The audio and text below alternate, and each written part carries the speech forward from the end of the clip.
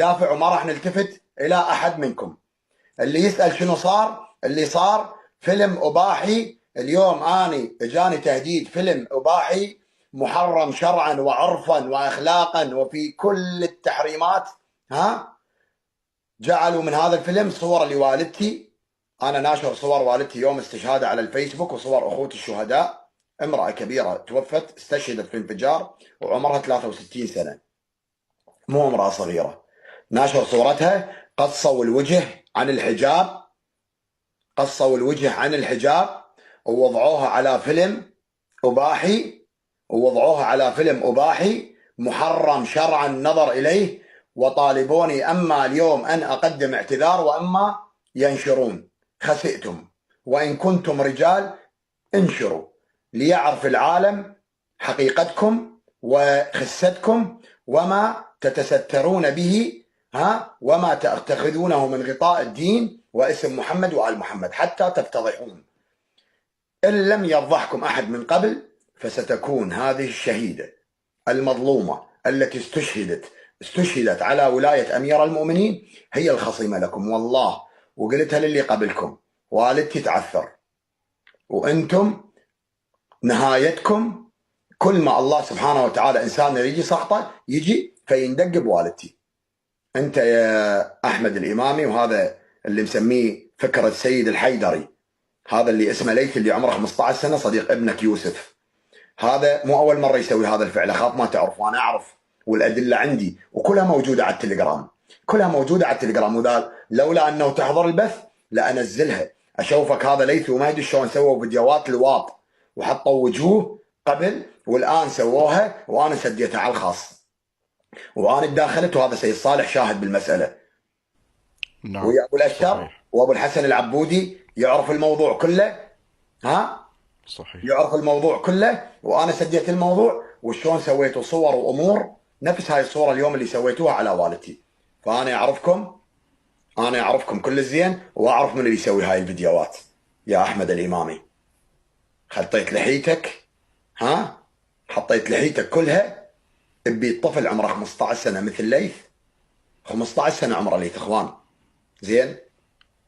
ابو الحسن هسه صحيح. جاي توصل تحكي لا لهيك حد أمور يكتمه، لا حد يكتمه، لا حد يكتمه، لا حد يكتمه، لا حد يكتمه. هذا والمستحيل اللي اسمه توصل ابو لهيك الحسن، أمور. هذا اللي قاعد يتكلم عني ويسيء لي في بث احمد الامامي. اليوم نعم اخواني انا فاتح بث 20 ساعة، بعد ان غلقت البث نمت 3 ساعات، والسيد صالح يشهد. بعد البث كانت مكالمة بيني وبينه ونمت وماكو شيء. 3 ساعات وقعدت لين عندي شغل مهم كان. 3 ساعات وقعدت لقيت هذه الرسائل. اما انا اعتذر اليوم، اما ان الصور الاباحيه الفيديوهات الاباحيه ودزيتها لابو كريم ودزيتها لابو علي ودزيتها الامير ودزيتها للمحاورين الكبار، ويهددوني اما انا اعتذر من عنده واما ان ينشرون فيديو اباحي مركب عليه صوره وجه، صوره قديمه مبين الفيديو يعني مبين، والصوره مركبه يعني مركبه تركيب، يعني صوره قديمه مركبه على الفيديو. اما ان ننشر هذا الفيديو على امك. هذا الذي وقفتم معه يا ابو حسن وقعدت تتكلم عني، هذا اللي وقفتم معه. هذا لما ما عنده شيء يسويه اليوم هددوني اما انا اعتذر اليوم الساعه 9، يعني الان الساعه بيش، الان الساعه 11 التوقيت العراقي، قبل ساعتين المفروض كان انا اعتذر. اما انا اعتذر واما ان ينشر يتم هذا النشر. الفيديو عن والدتي. فانا اقول لهم خسئتم، انا اعتذر لكم وانتم اعداء محمد وآل محمد. ان كنتم رجال انشروا، انشروا حتى العالم تعرف حقيقتكم. انشروا يا احمد الامامي ويا ليث ويا يوسف ابن احمد الامامي، انشروا وفرحوا وادخل السرور على قلوب النواصب. اما انا فهنا فقط من اجل دعس النواصب وادخال الحزن على اتباع بني اميه. وانتهى الكلام،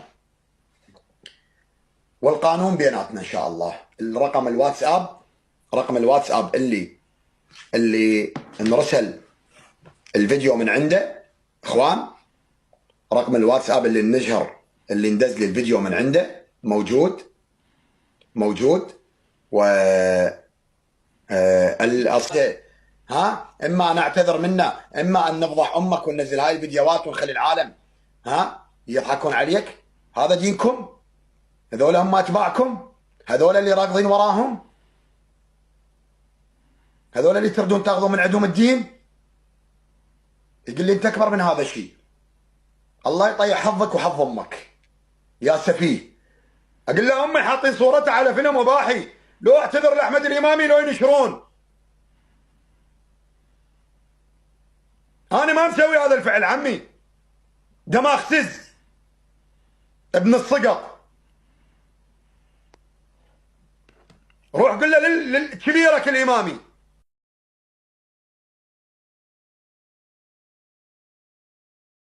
الافلام اصلا